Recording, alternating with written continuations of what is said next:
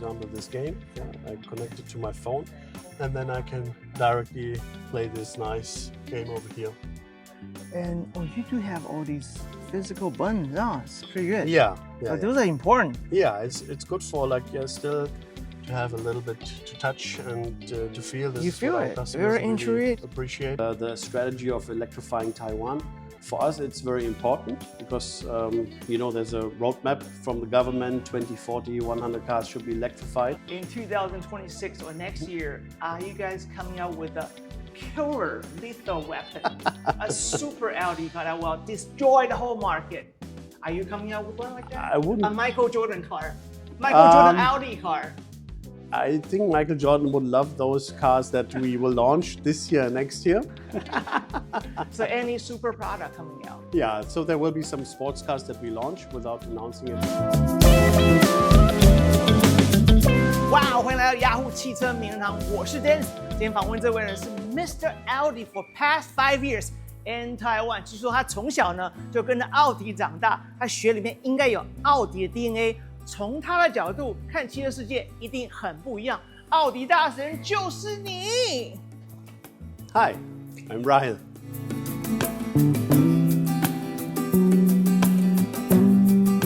Yeah, welcome Rahil and the house. I'm Dennis. Thank you for the time. Thank you, Dennis. Appreciate it. I've been studying you, all the videos, Okay. way back from India. I'm scared now. Find out when you come to Taiwan, 2021. 21. I hope so. For me, it's about the brand perception also, like Audi, positioning Audi as a very young-minded brand. And I focus on the word young-minded because it's not about being young, but it's about the mindset that you have, that you have your young spirited mind, that you go with the latest technologies, that you also create your own trends, for example, which I, for example, do with my shoes. And this I want to transfer to the brand because we have a very cool brand and great products. And this we want to also implement across not only the products, but also beautiful showrooms that we have in Taiwan. So that's part of the entire journey here in Taiwan. So Audi, the lighting is always amazing. It's always amazing. Question about you. Why red is your magic color? Red is the Audi color. Ooh. It flows through my veins. So I think that's part of probably the Audi DNA. Been in the company for more than 20 years. And I really love it. I love and live the brand.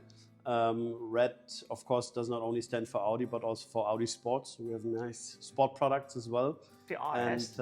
And just the color red is vibrant. It's colorful. It's a special color also here in Taiwan. Now we're just coming out of Chinese New Year. I think this is something I really love and appreciate. If you see the color red everywhere, Hua Street or wherever you go, it's just beautiful. It's an exciting time of the year. I'm wondering, as a very active person like you, what is your favorite sport team in the world? My favorite sport team in the world is Bayern Munich. It's football. I love football. I know in Taiwan we follow baseball and basketball, so I like those sports as well. But you're a football guy. But You're German. Yes. And the colors are also blue and red and white. So yeah. Who is your favorite sport person all time? Favorite sport person of all time is Michael Jordan. Michael Jordan. Yeah, absolutely. Everybody love him. MJ was for me the best player in the game, and very professional athlete. And what I liked about him is really the dedication, resilience, the thrive to win. But at the same time also failure, and he said it in a couple of interviews. You know how many times I've missed the last shot, the winning shot, and it's about actually that mindset and that philosophy I really like because it's not about only winning, but it's about failing and the willingness to get up, roll up your sleeves, fight, and try to do better next time. You were in India until 2019. Went back to headquarters for a couple of years. Yes. You got here right after pandemic. I remember first couple of shows you did with the mask. Yeah. What was your mission from the headquarters when you arrived Taiwan? So the mission of the headquarters was to revive the brand Audi. I think if you look at the development of Audi in Taiwan in the past years, we are not there where we should be, like on a global standard. Oh, I thought you guys doing good in Taiwan. We are doing well, but we could do better. Yeah, of and course. I think this is always like also again like the mindset. Huh? You look at opportunities. If I look at markets like Canada, UK, where we are number one in the premium segment, that ambition we also should have here in Taiwan. But of course, also that means we need to do much more for our customers, for our consumers. It's about like really creating initiatives and winning trust. It's about like having that trust from the customer perspective and creating this with actions, not just words. It's nice to have fancy showrooms. It's nice to have a good purchase experience. But at the same time, it's also about like reliable products. It's also about good service that you have. So across the entire journey, not only pre-sales, but also post-sales. It's not about like just selling one car. It's about like a lifetime journey. That's why we like to welcome customers to the Audi family. So once they're part of a family, they are like with us. We go through ups and downs together. And this is what family stands for. Does the mission including get Taiwan electrified? It does. It very much does. I'm proud to say that we are one of the pioneers here in Taiwan to bring an electric car to Taiwan with the e-tron and then the e-tron GT. Now you see, of course, many electric cars in the Taiwanese market, and we have also added quite a few in the past 1.5 to 2 years. The Q4 e-tron, last year the Q Leo e-tron. So like a couple of cars that really added the strategy of electrifying Taiwan.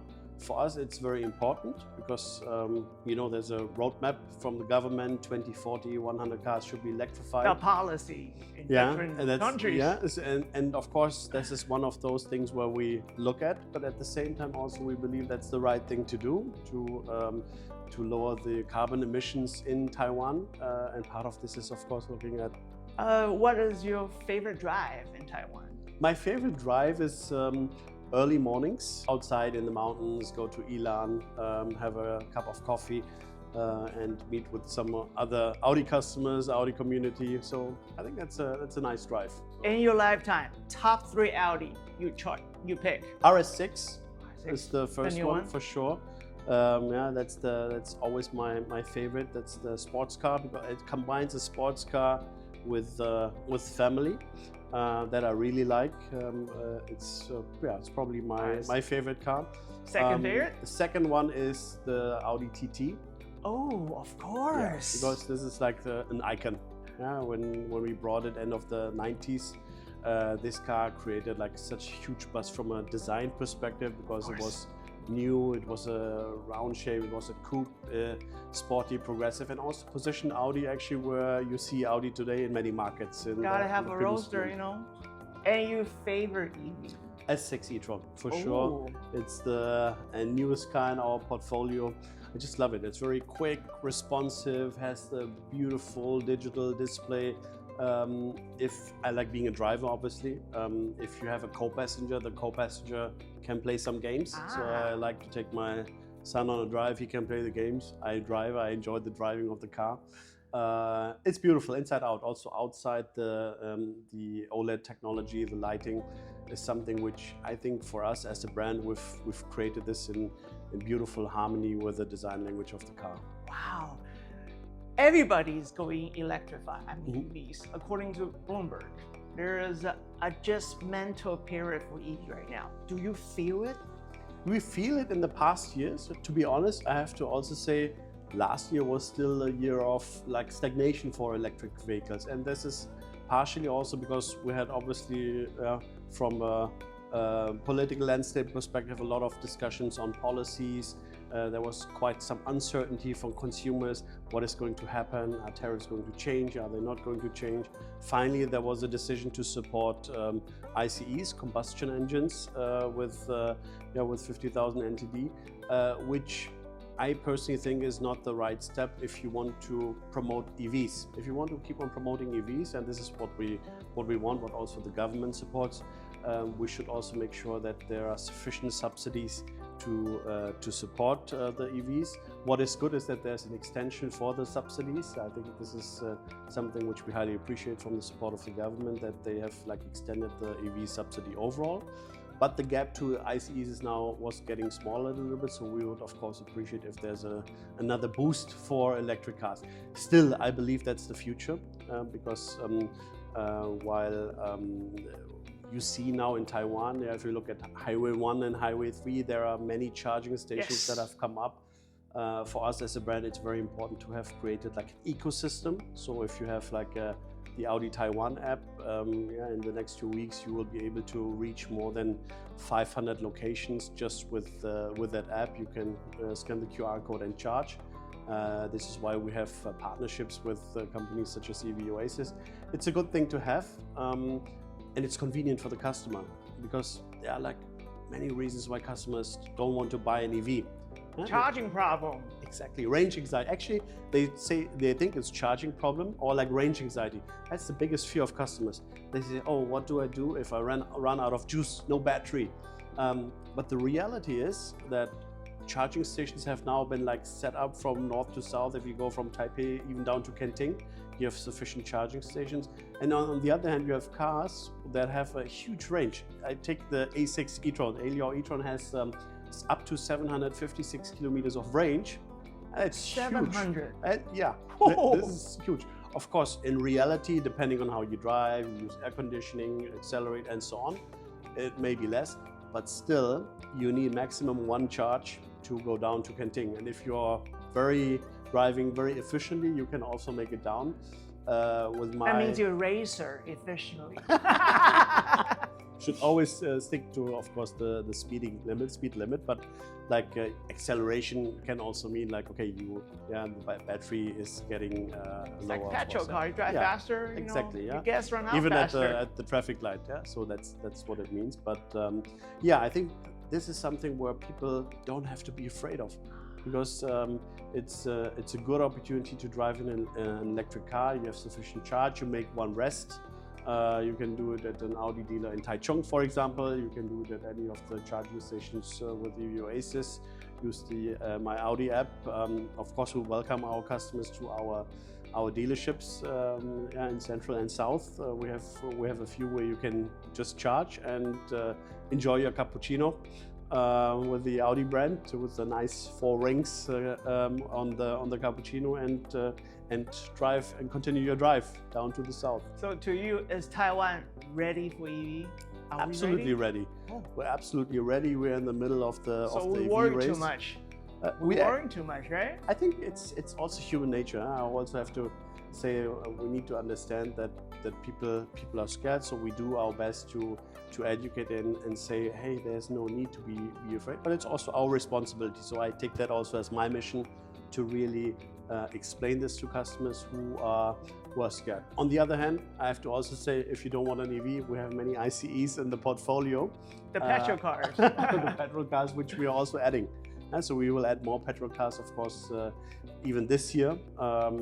Younger petrol cars. Younger means like for really younger people. But as an entry car, as a first Audi. So in this segment, we are entering a new segment also this year. We have last year also launched successfully the A3, which is like one of the cars where young people really love to drive it. That's yeah. Since in the office, you've been reading a lot of numbers. I'm asking you, what is Taiwan EV market going to be in 2026 and 7? That's a very good question. I wish I had this crystal ball. Maybe I look through the glass. So last year it was 9.4% out of the entire passenger car market. 10 car out, 1 car EV. Correct. Yeah. So that's the current status. But to be fair, this was the same in 2024. Oh. I think this year is going to grow more, but not as much as it was supposed to be. So there should be another push for EVs, hopefully coming soon.